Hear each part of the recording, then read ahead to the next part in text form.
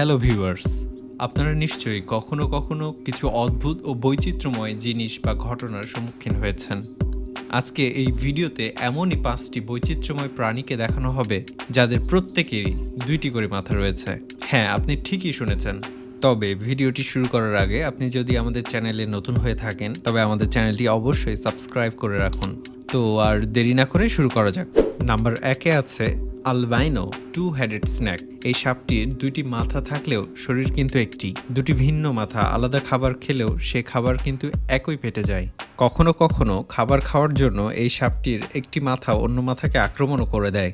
এই সাপ সম্পর্কে আরও একটি গুরুত্বপূর্ণ বিষয় হলো আলবাইনো প্রজাতির সাপ বর্তমানে পৃথিবীতে খুবই কম আছে। আর এই সাপটি 2 মাথা থাকার কারণে এর মূল্য আকাশচুম্বী।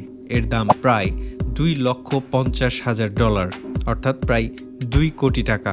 নাম্বার 2-এ রয়েছে টু হেডেড টোটাইল, 2 মাথাওয়ালা কচ্ছপ, যা পৃথিবীতে খুবই রেয়ার। খুব কম মানুষেরই দেখার সৌভাগ্য হয়েছে। এই 2 মাথাওয়ালা কচ্ছপটি কিছুদিন আগে আমেরিকাতে পাওয়া গিয়েছিল। এই রকম কচ্ছপ অন্যান্য কচ্ছপের মতো প্রায় 300 বছর বাঁচে না। এই প্রজাতিটি সর্বোচ্চ 30 বছর পর্যন্ত বাঁচতে পারে। এই 2 মাথাওয়ালা কচ্ছপটি যিনি খুঁজে পেয়েছিলেন তিনি এর নাম স্কট এবং ক্রাস রেখেছিলেন।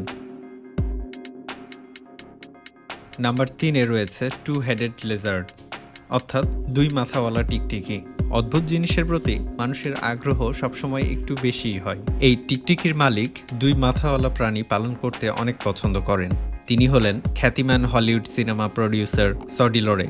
তার কাছে মোট 22টি ভিন্ন ভিন্ন প্রজাতির 2 মাথাওয়ালা প্রাণী রয়েছে, যার মধ্যে 2 মাথাওয়ালা ড্রাগন টিকটিকি অন্যতম। তিনি 2012 সালে আরও একটি 2 মাথাওয়ালা বিয়ার্ডেড ড্রাগন টিকটিকি কিনেছিলেন, যার 2টি মাথার নাম ছিল জ্যাকিল এবং ডাইডে। এর আগে 2010 সালে তিনি লিফট এবং পঞ্জ নামক 2টি মাথাওয়ালা টিকটিকি কিনেছিলেন। নাম্বার 4-এ রয়েছে টু হেডেড ক্যাট। 2017 সালের দক্ষিণ আফ্রিকার ইস্টামোকেট শহরের বেডবিন নামক এই বিড়ালটির জন্ম হয়, যেটি জন্মের 16 দিন পরেই মারা গিয়েছিল।